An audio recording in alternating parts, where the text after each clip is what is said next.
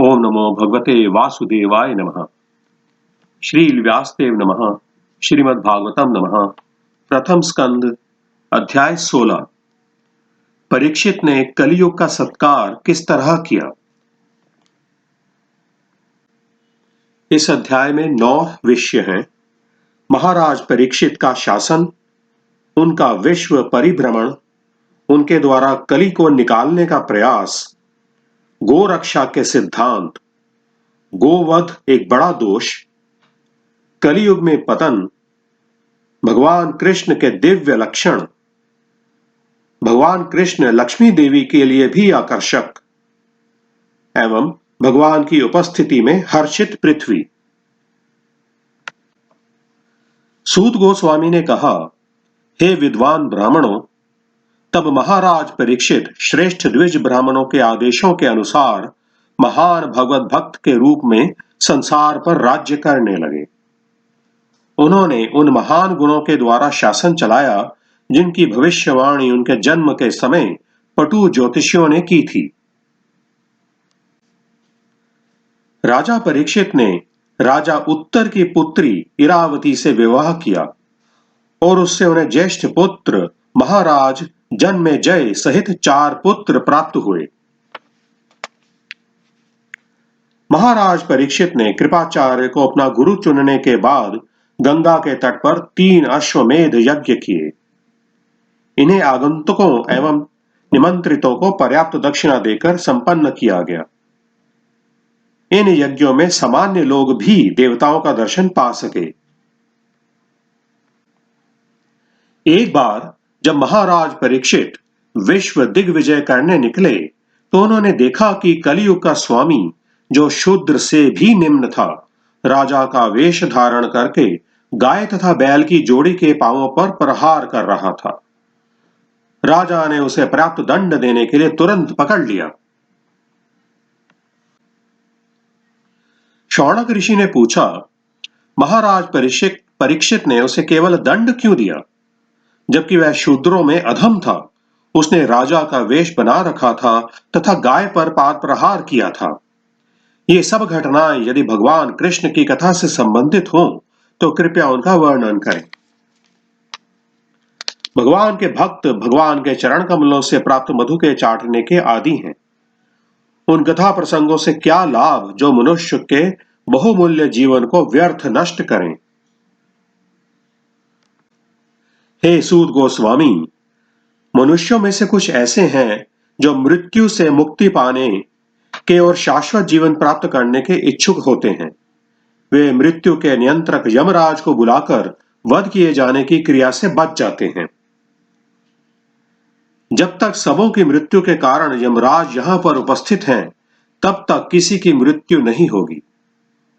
ऋषियों ने मृत्यु के नियंत्रक यमराज को आमंत्रित किया है, जो भगवान के प्रतिनिधि हैं। उनकी पकड़ में आने वाले सारे जीवों को भगवान के दिव्य लीलाओं की इस वार्ता के रूप में मृत्यु रहित अमृत का श्रवण करने का लाभ उठाना चाहिए। अल्प बुद्धि तथा कम आयु वाले आलसी मनुष्य रात को सोने में तथा दिन को व्यर्थ के कार्यों में बिता देते हैं। सूत गोस्वामी ने कहा, जब महाराज परीक्षित कुरु साम्राज्य की राजधानी में रह रहे थे तो अपने राज्य की सीमा के भीतर कलयुग के लक्षणों को प्रवेश होते देखा। जब उन्हें इसका पता चला तो उन्हें यह रुचिकर प्रतीत नहीं हुआ, लेकिन इससे उन्हें उसके विरुद्ध लड़ने का अवसर अवश्य प्राप्त हो सका। अतएव उन्होंने अपना धनुष बाण उठाया और सैनिक कार्यवाही के लिए सन्नद्ध हो गए। महाराज परीक्षित काले घोड़े द्वारा खींचे जाने वाले रथ पर सवार हो गए। उनकी ध्वजा का सिंह का चिन्ह अंकित था।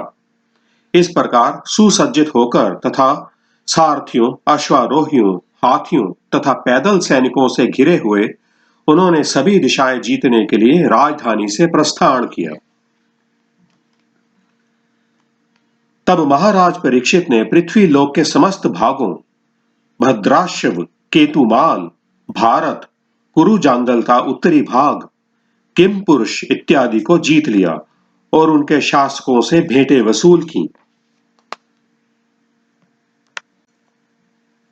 राजा जहां कहीं भी जाते, उन्हें निरंतर अपने उन महान पूर्वजों का यशोगान सुनने मिलता, जो सभी भगवत भक्त थे, तथा भगवान श्री कृष्ण के यशस्वी कार्यों की गाथा सुनने को भी मिलती। वे यह भी सुनते थे कि किस तरह वे स्वयं अश्वत्थामा के ब्रह्मास्त्र के प्रचंड ताप से भगवान कृष्ण द्वारा बचाए गए थे। लोग वृष्णि तथा प्रथावंशियों के मध्य अत्यधिक स्नेह का भी उल्लेख करते, क्योंकि प्रथा भगवान केशव के प्रति अत्यधिक श्रद्धावान थी। राजा ने ऐसे यशोगान करने वालों से अत्यधिक प्रसन्न होकर परम संतोष के साथ अपनी आंखें खोलीं। उदारतावश उन्होंने प्रसन्न होकर उन्हें मूल्यवान मालाएं तथा वस्त्र भेंट किए। महाराज परीक्षित ने सुना कि जिन भगवान कृष्ण अर्थात श्री विष्णु की आज्ञा का पालन सारा जगत करता है, उन्होंने अपनी अहेतु की कृपा से पांडु के विनीत पुत्रों को उनकी इच्छा अनुसार सभी प्रकार से सेवाएं की, जिनमें सारथी बनने से लेकर अग्र पूजा ग्रहण करने तथा दूत बनने, मित्र बनने, रात्रि में रक्षक बनकर सेवाएं करने के कार्य सम्मिलित हैं। उन्होंने सेवक की भांति पांडवों की आज्ञा का पालन किया तथा आयु में छोटों की भांति उन्हें प्रणाम किया। जब महाराज परीक्षित ने यह सब सुना, तो वे भगवान के चरण कमलों की भक्ति से अभिभूत हो उठे। अब तुम लोग मुझसे वह घटना सुन सकते हो जो तब घटी जब महाराज परीक्षित अपने पूर्वजों की उत्तम वृत्तियों के विषय में सुनते हुए तथा उन विचारों में डूबे हुए अपने दिन बिता रहे थे। साक्षात धर्म बैल के रूप में विचरण कर रहा था। उसे गाय के रूप में साक्षात पृथ्वी मिली, जो ऐसी माता के समान शोकग्रस्त दिखाई पड़ी जो अपना पुत्र खो चुकी हो। उसकी आंखों में आंसू थे और उसके शरीर का सौंदर्य उड़ गया था। धर्म ने पृथ्वी से इस प्रकार प्रश्न किया। धर्म ने बैल रूप में पूछा, हे महोदया, आप स्वयं स्वस्थ तथा प्रसन्न तो हैं? आप शोक की छाया से आवृत क्यों हैं? आपके मुख से ऐसा लगता है कि आप मलान पड़ गई हैं। क्या आपको कोई भीतरी रोग हो गया है, या आप अपने किसी दूर स्थित संबंधी के विषय में सोच रही हैं? मेरे 3 पांव नहीं रहे और अब मैं केवल एक पांव पर खड़ा हूं। क्या आप मेरी इस दशा पर शोक कर रही हैं, या इस बात पर कि अब आगे अवैध मांस भक्षक आपका शोषण करेंगे? या आप इसलिए दुखी हैं कि अब देवताओं को यज्ञ की बलि में से अपना हिस्सा नहीं मिल रहा, क्योंकि इस समय कोई यज्ञ संपन्न नहीं हो रहे? या आप दुर्भिक्ष तथा सूखे के कारण दुखी जीवों के लिए दुखित हो रही हैं?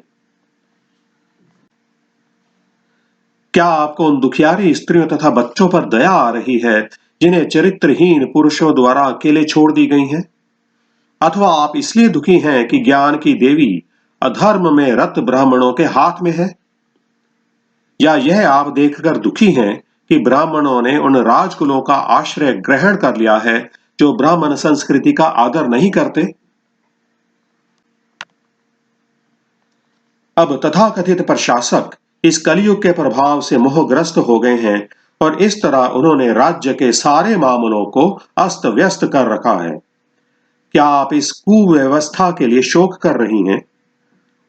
अब सामान्य जनता खाने पीने सोने तथा सहवास के विधि विधानों का पालन नहीं कर रही है और वह सारे कार्य कहीं भी और कैसे भी करने के लिए सन्नद्ध रहती है। क्या आप इस कारण से अप्रसन्न हैं? हे माता पृथ्वी, पूर्ण पुरुषोत्तम भगवान हरि ने तुम्हारे भारी बोझ को उतारने के लिए ही श्री कृष्ण के रूप में स्वयं अवतार लिया। यहां के उनके सारे कार्य दिव्य हैं और वे मोक्ष पथ को पक्का करने वाले हैं। अब आप उनकी उपस्थिति से विहीन हो गई हैं। शायद अब आप उन्हीं कार्यों को सोच रही हैं और उनकी अनुपस्थिति में दुखी हो रही हैं। हे माता, आप सारे धन की खान हैं। कृपया मुझे अपने उन कष्टों का मूल कारण बताएं, जिससे आप इस दुर्बल अवस्था को प्राप्त हुई हैं। मैं सोचता हूं कि अत्यंत बलवानों को भी जीतने वाले प्रबल काल ने देवताओं द्वारा वंदनीय आपके सारे सौभाग्य को छीन लिया है।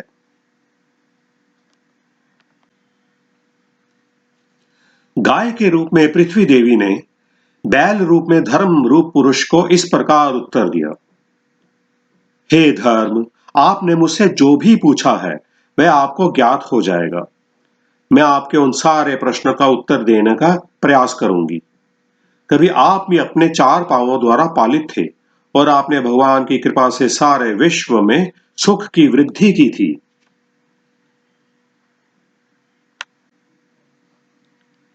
उनमें निम्नलिखित गुण तथा अन्य अनेक दिव्य गुण पाए जाते हैं जो शाश्वत रूप से विद्यमान रहते हैं और उनसे कभी विलग नहीं होते हैं। ये हैं सच्चाई, स्वच्छता, दूसरे के दुखों को सहना पाना, क्रोध को नियंत्रित करने की शक्ति, आत्मतुष्टि, निष्कपटता, मन की स्थिरता, इंद्रियों का संयम, उत्तरदायित्व, समता, सहनशीलता, समदर्शिता, आज्ञाकारिता, ज्ञान, इंद्रिय भोग से अनासक्ति, नायकत्व, बहादुरी, प्रभाव, असंभव को संभव बनाना, कर्तव्य पालन, पूर्ण स्वतंत्रता, कार्यकुशलता, सौंदर्यमयता, धैर्य, दयालुता, उदारता, विनय, शील, संकल्प, ज्ञान की पूर्णता, उपयुक्त दक्षता, समस्त भोग विषयों का स्वामित्व, प्रसन्नता, स्थिरता, आज्ञाकारिता, यश, पूजा, निर्भीमानता, अस्तित्व अर्थात भगवान के रूप में, शाश्वतता, समस्त सत्व तथा सौंदर्य के आगार पूर्ण पुरुषोत्तम भगवान श्री कृष्ण ने इस धरा पर अपनी दिव्य लीलाएं बंद कर दी हैं। उनकी अनुपस्थिति में कली ने सर्वत्र अपना प्रभाव फैला लिया है। अतएव मैं संसार की यह दशा देखकर अत्यंत दुखी हूं। हे देवताओं में श्रेष्ठ, मैं अपने विश्व में तथा आपके विश्व में और उसी के साथ ही साथ सभी देवताओं, ऋषियों, पितृलोक के निवासियों, भगवत भक्तों तथा वर्णाश्रम धर्म के पालक सभी मनुष्यों के विश्व में सोच रही हूं। सौभाग्य की देवी लक्ष्मी जी, जिनकी कृपा कटाक्ष के लिए ब्रह्मा जैसे देवता तरसा करते थे और जिनके लिए वे दिन में अनेक बार भगवान के शरणागत होते थे, वे कमल वन में अपने निवास स्थान को त्याग कर भी भगवान के चरण कमलों की सेवा में संलग्न हुई थीं। मुझे वे विशिष्ट शक्तियां प्राप्त हुई थीं जिनसे मैं ध्वज, वज्र, अंकुश तथा कमल चिन्हों से, जो भगवान के चरण कमलों के चिन्ह हैं, अलंकृत होकर तीनों लोगों की संपत्ति को परास्त कर सकती थी। लेकिन अंत में जब मैंने अनुभव किया कि मैं कितनी भाग्यशालिनी हूं, तब भगवान ने मुझे त्याग दिया। हे धर्म पुरुष, मैं नास्तिक राजाओं द्वारा नियोजित अत्यधिक सैन्य समूह के भार से बोझिल हो उठी थी और अब भगवान की कृपा से उससे उबर सकी हूं। इसी प्रकार आप भी कष्टप्रद अवस्था में थे और खड़े भी नहीं हो सकते थे। इस तरह आपको भी उबारने के लिए यदुवंश में वे अपनी अंतरंगा शक्ति से अवतरित हुए थे। अतएव ऐसा कौन है जो उन पूर्ण पुरुषोत्तम भगवान के विरह की व्यथा को सह सकता है? वे अपनी प्रेम भरी मीठी मुस्कान, सुहावनी चितवन तथा मीठी मीठी बातों से सत्यभामा जैसी प्रियतमाओं की गंभीरता तथा प्रणय क्रोध अर्थात हाव भाव को जीतने वाले थे। जब वे मेरी अर्थात पृथ्वी की सतह पर चलते थे तो मैं उनके चरण कमल की धूल में धंस जाती थी और फिर घास से आच्छादित हो जाती थी, जो हर्ष से उत्पन्न मेरे शरीर पर रोमांच जैसा था।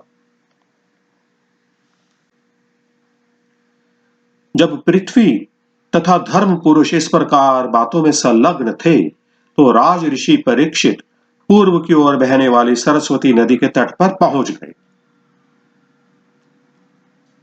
श्रीमद् भागवत के प्रथम स्कंद के अंतर्गत परीक्षित ने कलयुग का सत्कार किस तरह किया नामक 16वें अध्याय को कोटि कोटि नमन।